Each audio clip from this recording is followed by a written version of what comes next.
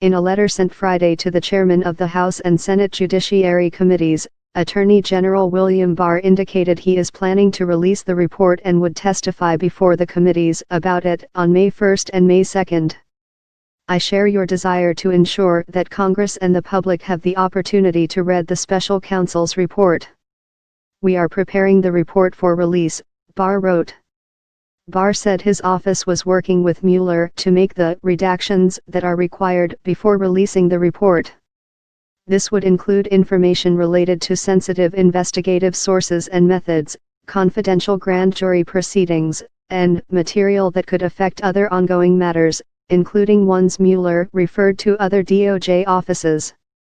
Barr also indicated the White House would not review the report prior to release, nor ask for material to be withheld due to executive privilege.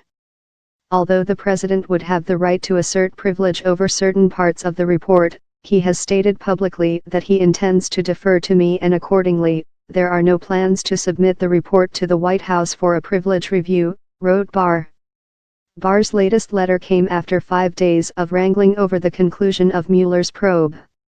On March 24, 2 days after Barr announced Mueller concluded his investigation and submitted a confidential report on his findings, the Attorney General sent another letter to the Judiciary Committees notifying them of the special counsel's principal conclusions.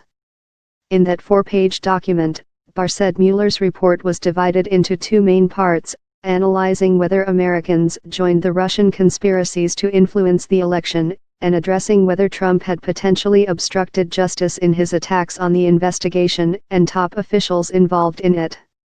Even if Barr does release the report, the political fights over Mueller's investigation will likely continue. Congressional Democrats are also seeking Mueller's underlying evidence, including potential grand jury materials. Barr concluded his letter by objecting to what he described as statements mischaracterizing his earlier report on the principal conclusions of the investigation.